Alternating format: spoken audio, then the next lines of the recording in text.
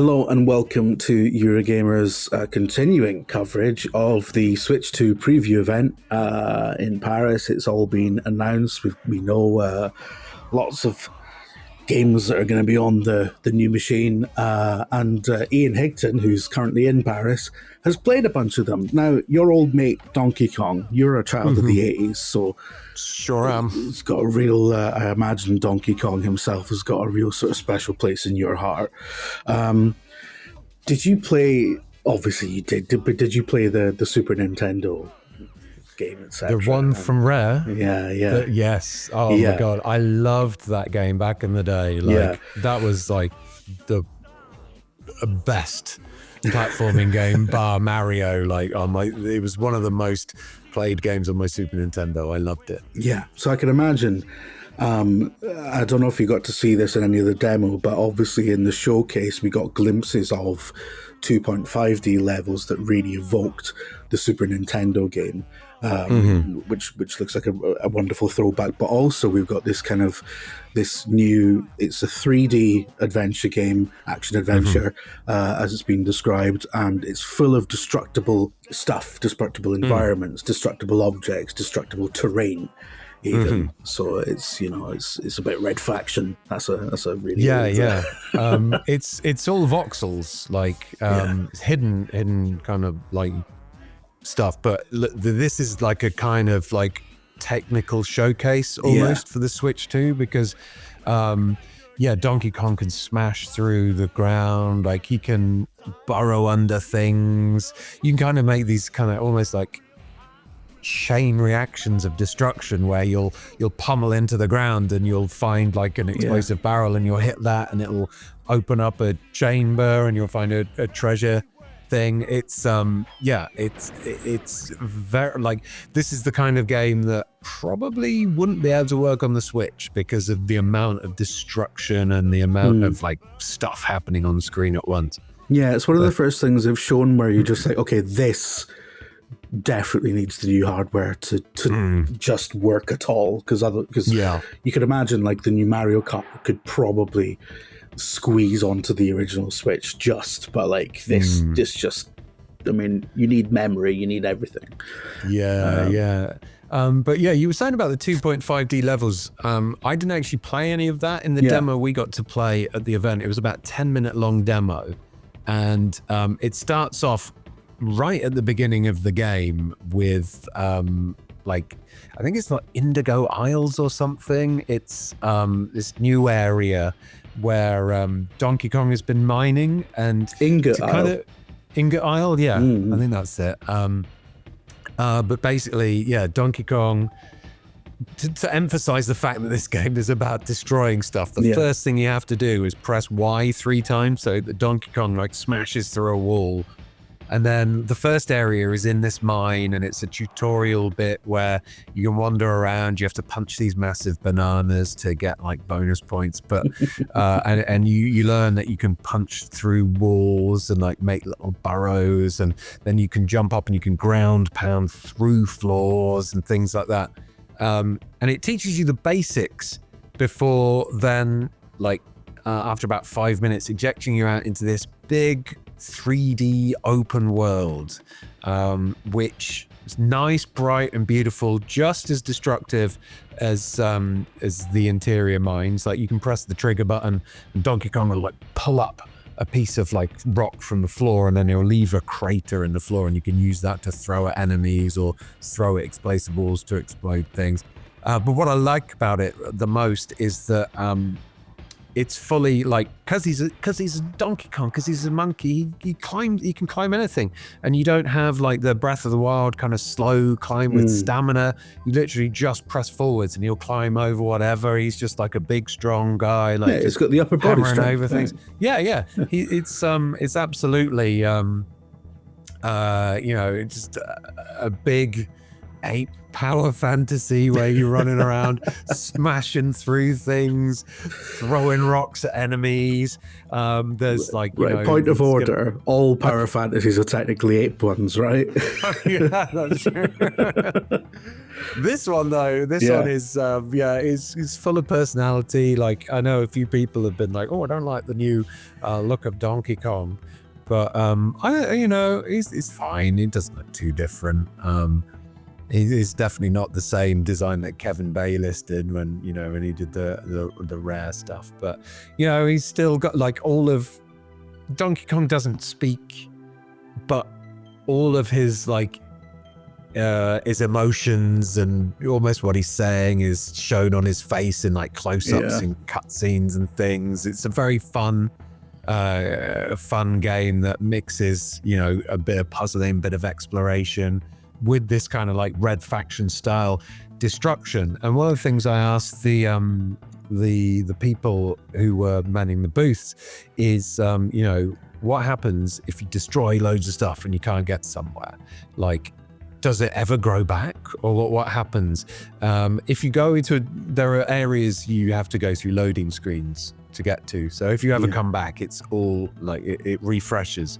But also, if you do get super stuck, there is an option to reset the world. Like, so if you've gone like crazy punching mad and you can't get to like a secret up the top, or something, you can press a button in the options and the whole world will get like re-put back together again. All the burrows you've dug and like walls you've knocked down will come back. Okay, that makes sense. And there is a lot to find, including I stumbled across right at the end of the demo a surprise returning character that I wasn't expecting, which was Cranky Kong. Cranky Kong made an appearance right at the end. He gave me a knackering for being a shit monkey. He was cranky with me, but I was like, oh, it's Cranky Kong. I remember him from the Donkey Kong rap. Like it was great. It was like it had this like fresh feel to the gameplay. Yeah, because it wasn't just like jumping in, exploding barrels, and then there was a little bit of that, but it was now this open world like exploration game mixed with just world destroy 'em up. It was good fun. It was like I would have liked to have played more. It felt like my hands-on time with it was very brief, but from what I played, this beginning chunk, this tutorial section and world opener, it seemed like it has a lot of promise, and it looks great, performs really well, good technical showcase for the Switch, and it's about time Donkey Kong had a brand new adventure. He's like been the star of many a remaster recently, like Tropical Freeze HD and Tropical Freeze HD Returns Remastered, The Revengeing or whatever. Now he's got his own like brand new flagship title. People were saying, oh, maybe there'll be, a new Mario game announced. But I'm kind of glad that, like, Mario, he's got Mario Kart. I'm glad Mario's taken a backseat in adventure. You could have had Mario in a game like this and given him some magic boxing gloves or something. I'm allowed to say this because I'm Italian. I'm kind of sick of Mario. Oh, really? Oh, I'm not really. No, but I love that. Because there were a lot of rumors. You're Italian? Yeah. I thought you were Welsh and Scottish. Well, Welsh Italian. There's a lot going on. So I completely lost my train of thought now. Something about hating Mario. There were a lot of rumors about a 3D Mario being part of the preview event, and that obviously didn't pan out. I imagine there probably is one in development, but this feels like it's that it kind of fits into that slot because it's a really established character, and this feels like a really premium game. It's really showcasing the new machine. And just the power of the new machine, and not necessarily I can't imagine it's going to use the mouse controller or anything like that, but just this destruction stuff is really it's difficult to pull off design wise, so it's going to be a really fun one. I can't wait to play it.